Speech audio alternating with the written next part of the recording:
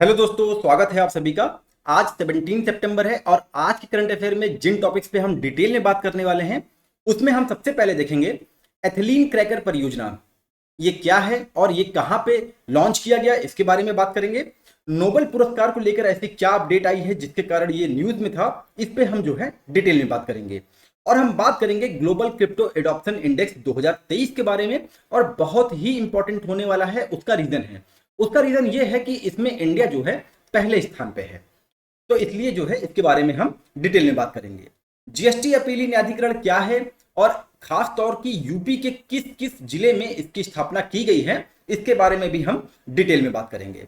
और हम बात करेंगे UP T20 cricket match league के बारे में। इसके बारे में हमने अगस्त में बात की थी कि इसकी शुरुआत हुई है और ये पहला संस्करण है, और यूपी के एग्जाम के पॉइंट ऑफ व्यू से ये बहुत इंपॉर्टेंट है, तो इस पर हम जो है डिटेल में बात करेंगे क्योंकि इसका समापन हो गया है।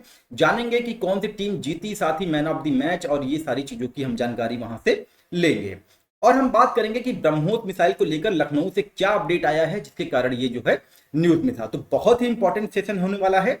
और अब से हमारी जो करंट अफेयर की क्लास रहेगी उसमें हमने थोड़ा सा परिवर्तन किया है। हम जो है शुरुआत करेंगे आज के प्रश्न से, मतलब कि एक ऐसा प्रश्न जिसकी परीक्षा में आने की प्रबल संभावना है। तो चलिए आज देखते हैं आज कौन सा प्रश्न है।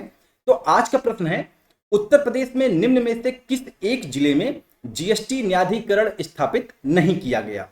इन which one of the following district in Uttar Pradesh GST tribunal has not been stabilised? आपके ऑप्शन है प्रयागराज, गौतम बुद्ध नगर, लखनऊ, आगरा। देखिए इसका आंसर तो अगर आपको पता है तो आप कमेंट सेक्शन में तुरंत दे दीजिए, और नहीं पता है तो थोड़ा आप सर्च करिए। सर्च करने से होगा क्या कि इस प्रश्न का आंसर जो है आप कभी नहीं भूलेंगे, मतलब कि आपको इतनी जानकारी बहुत दिनों तक याद रहेगी कि जीएसटी न्यायाधिकरण उत्तर प्रदेश में किस किस जिले में है। खैर इसका आंसर मैं जो है वीडियो के अंत में या तो अभी जो करंट अफेयर आएगा उसमें इसका आंसर है, तो वहां से आपको जो है पता चल जाएगा। चलिए शुरुआत करते हैं वन लाइनर के साथ।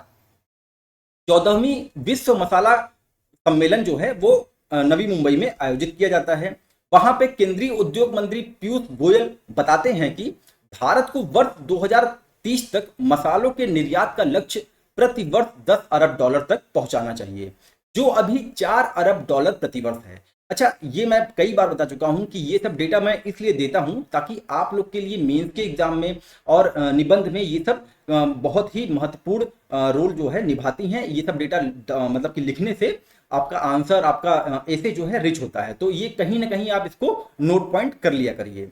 आगे बात करें, अमेरिका स्थित कंसल्टेंसी फर्म मॉर्निंग कंसल्ट के एक सर्वेक्षण के अनुसार प्रधानमंत्री नरेंद्र मोदी 76% की अनुमोदन रेटिंग के साथ विश्व के सबसे लोकप्रिय नेता के रूप में एक बार पुनः शीर्ष स्थान प्राप्त किए हैं। हाल ही में एक सरकारी सर्वेक्षण होता है जिसके अनुसार झारखंड के बुद्ध पहाड़ के आधे से अधिक निवासियों के पास सुरक्षित पेयजल और शौचालय तक की पहुंच नहीं है। तो आपको यहाँ पे इंपॉर्टेंट फैक्ट ये निकालना है कि झारखंड में बुद्ध पहाड़ स्थित है, इसको आप ध्यान रखिएगा। पूर्व एसबीआई प्रमुख रजनीश कुमार को मास्टर कार्ड इंडिया का अध्यक्ष नियुक्त किया गया। देखिए बहुत सिंपल न्यूज है, लेकिन मैंने इसको इसलिए दिया क्योंकि रजनीश कुमार की एक पुस्तक थी जो बहुत हाईलाइट हुई थी, उसका नाम था the custodian of trust a bankers memory. इसलिए जो है रजनीश कुमार जी अभी वर्तमान में किसके अध्यक्ष हैं? मास्टर कार्ड इंडिया के, इसको आप ध्यान रखिएगा।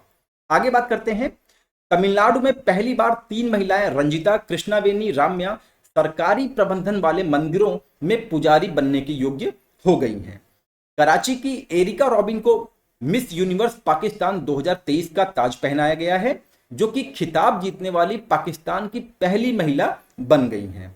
आगे बात करते हैं, स्टैंड अप कॉमेडियन उरूज अशफाक ने अपने शो ओह नो एक आत्मकथा यात्रा के लिए एडिनबर्ग फ्रिज की पेरियर पुरस्कार जीता है। अब ये पेरियर पुरस्कार किस क्षेत्र में दिया जाता है?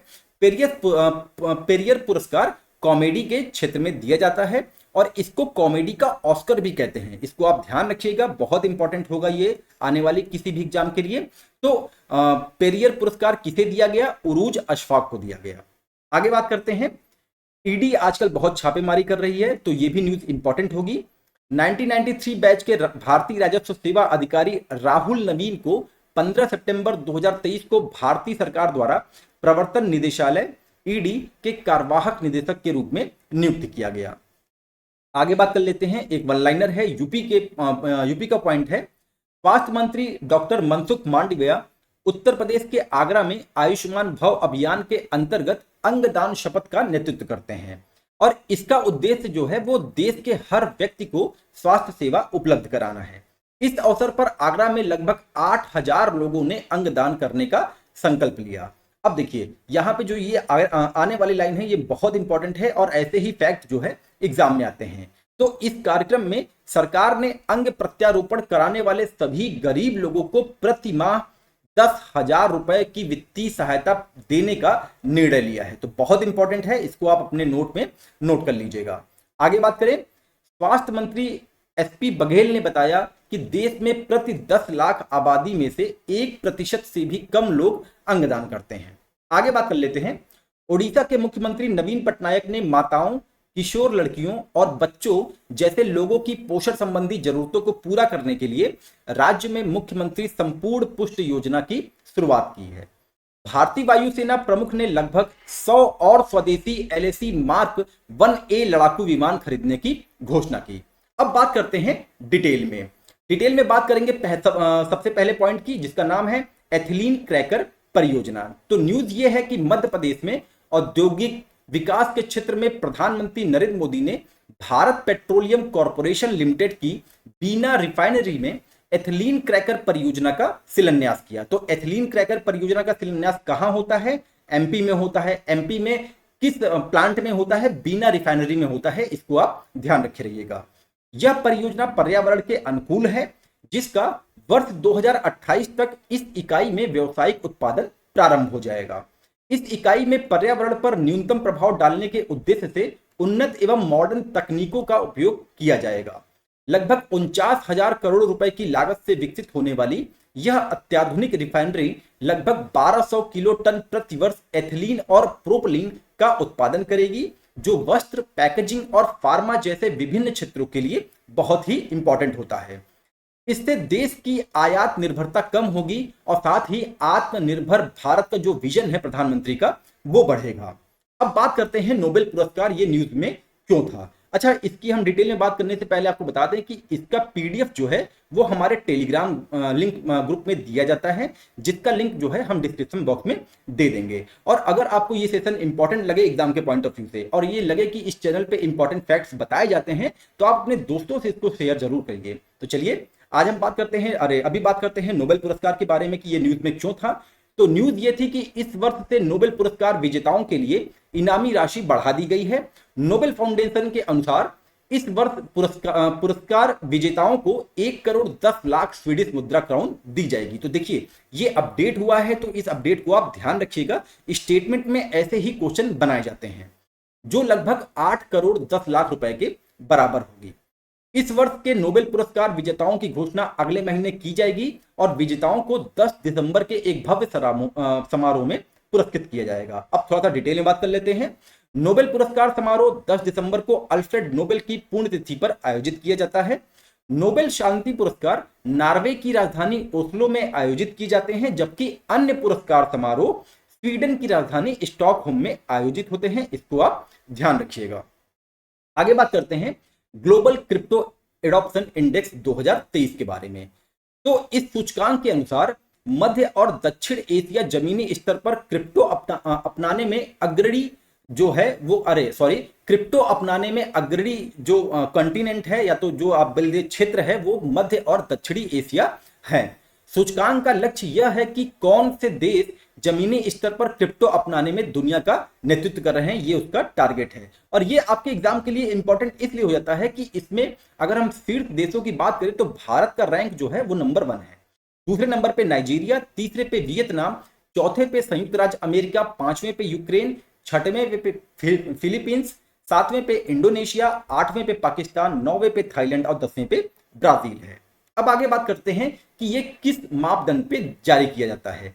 तो ये 4 मापदंडों के आधार पर निकाला जाता है। पहला केंद्रीकृत सेवा मूल्य, सेंट्रलाइज्ड सर्विस वैल्यू। दूसरा खुदरा केंद्रीकृत सेवा मूल्य, रिटेल सेंट्रलाइज्ड सर्विस वैल्यू। तीसरा डिफाई वैल्यू और चौथा रिटेल डिफाई प्राइस। अब ये डिफाई होता क्या है? तो विकेंद्रीकृत वृत्त क्रिप्टो करेंसी आधारित लेन देन है, एक्सचेंज और वित्तीय सेवाओं को व्यवस्थित और सक्षम करने के लिए एक उभरता हुआ मॉडल है। अब हम आगे बात करते हैं जीएसटी अपीली न्यायाधिकरण के बारे में, और आज की प्रश्न का आंसर आपको यहीं पे मिलेगा। तो न्यूज ये है कि वित्त मंत्रालय ने वस्तु एवं सेवा कर, जिसे हम जीएसटी कहते हैं, के लिए 28 राज्यों और 8 केंद्र शासित प्रदेशों में 31 अपीली न्यायाधिकरणों के गठन को अधिसूचित किया है। तो यह भी आपको ध्यान देना है कि 31 अपीली न्यायाधिकरण के गठन को मंजूरी मिली है, जिससे राजस्व विभाग के साथ करदाताओं के बढ़ते विवादों को हल करने का एक मंच तैयार होगा। इन न्यायाधिकरणों की स्थापना 1 जुलाई 2017 से जीएसटी शासन के कार्यान्वयन के समय परिकल्पित हुई थी और जुलाई 2023 में जीएसटी परिषद से अंतिम मंजूरी मिल गई है। मतलब इन्होंने जो है 6 वर्ष का समय लिया। अब बात करते हैं कि उत्तर प्रदेश में की स्थिति क्या है इस न्यायाधिकरण को लेके। तो उत्तर प्रदेश में जीएसटी न्यायाधिकरणों की संख्या जो है वो सर्वाधिक होगी, जिसमें 3 पीठें लखनऊ, वाराणसी, गाजियाबाद, आगरा और प्रयागराज में स्थापित करने का प्रस्ताव है। तो देखिए अब जो है आपके ऑप्शन जो है यहाँ पे आपको आंसर मिल जाएगा कि किस जिले में जो है ये स्थापित करने का प्रस्ताव नहीं दिया गया है। आगे बात करते हैं, जीएसटी अपीली न्यायाधिकरण के गठन से निर्णय की प्रक्रिया में तेजी आएगी और विशेष रूप से आवर्ती मुकदमेबाजी मुद्दों में कर निश्चितता मिलेगी। अब आगे बात कर लेते हैं UP T20 cricket league match के बारे में, जो कि बहुत इंपॉर्टेंट है यूपी के किसी भी एग्जाम के लिए। तो ये जो UP T20 cricket match league का आयोजन किया जाता है, ये 30 अगस्त से 16 सितंबर के बीच में किया जाता है और इसमें 6 शहरों की टीमें पार्टिसिपेट करती हैं, जिसमें Lucknow Falcon, Kanpur Superstar, Gorakhpur Lions, Kashi Rudraksh, Meerut Mavericks और नोएडा सुपर किंग हैं। सभी के सभी मैच कानपुर में खेले जाते हैं, ग्रीन पार्क स्टेडियम में। इसको आप ध्यान रखिएगा। फाइनल किनके बीच होता है? फाइनल होता है काशी रुद्राक्ष और मेरठ मैवरिक्स के बीच में, जिसमें काशी रुद्राक्ष की जो टीम होती है वो मेरठ मैवरिक्स को 7 विकेट से हराकर पहला सीजन का ये खिताब जीत लेती है। सर्वाधिक रन की बात करें तो करण शर्मा, जो कि काशी रुद्राक्ष के कप्तान हैं, उनका था। और सर्वाधिक विकेट की बात करें इस पूरे लीग में तो अटल बिहारी राय ने जो है सर्वाधिक विकेट प्राप्त किए। मैन ऑफ द मैच किसे मिला? मैन ऑफ द मैच तेज गेंदबाज बॉबी यादव को मैन ऑफ द मैच दिया गया और इनका भी संबंध काशी रुद्राक्ष से ही है। यूपी T20 टूर्नामेंट का जो टैग लाइन है वो है मचेगा बवाल। अब आगे बात करते हैं ब्रह्मोस मिसाइल, ये न्यूज में क्यों चल रहा था। रक्षा मंत्री राजनाथ सिंह ने कहा कि ब्रह्मोस मिसाइल परियोजना पर तेजी से काम चल रहा है और अगले फरवरी-मार्च के बाद लखनऊ की धरती पर मिसाइल निर्माण कार्य शुरू हो जाएगा, इसलिए ये जो है यूपी के पॉइंट से इंपॉर्टेंट होगा। भारत रूस संयुक्त उद्यम द्वारा विकसित ब्रह्मोस सुपरसोनिक क्रूज मिसाइल को पनडुब्बियों, जहाजों, विमानों और भूमि प्लेटफॉर्मों से लॉन्च किया जा सकता है। और साथ ही उन्होंने ये भी कहा कि नट और बोल्ट से लेकर ब्रह्मोस मिसाइल तक सब कुछ उत्तर प्रदेश रक्षा औद्योगिक गलियारे में निर्मित किया जाएगा और बताया कि उत्तर प्रदेश और तमिलनाडु में रक्षा गलियारों के माध्यम से रक्षा विनिर्माण के लिए अनुकूल माहौल बनाया गया है। अब जब बात यहाँ पे रक्षा गलियारे की हो रही है तो उत्तर प्रदेश की जो रक्षा गलियारा है उसमें 6 शहर शामिल हैं, जिसमें आपका लखनऊ, कानपुर, आगरा, अलीगढ़, चित्रकूट और झांसी है। वहीं तमिलनाडु का जो रक्षा गलियारा है उसमें 5 शहर शामिल हैं, जिनमें चेन्नई, होसुर, सलेम, कोयम्बटूर और तिरुचिरापल्ली है। तो ये तो रहा दोस्तों आज का करंट अफेयर। अगर ये आपको एग्जाम के पॉइंट ऑफ व्यू से इंपॉर्टेंट लग रहा है तो आप अपने दोस्तों को इसको शेयर जरूर करें। मिलते हैं अपने अगले टॉपिक के साथ, तब तक के लिए अपना ध्यान रखिए। नमस्कार, जय हिंद, जय भारत।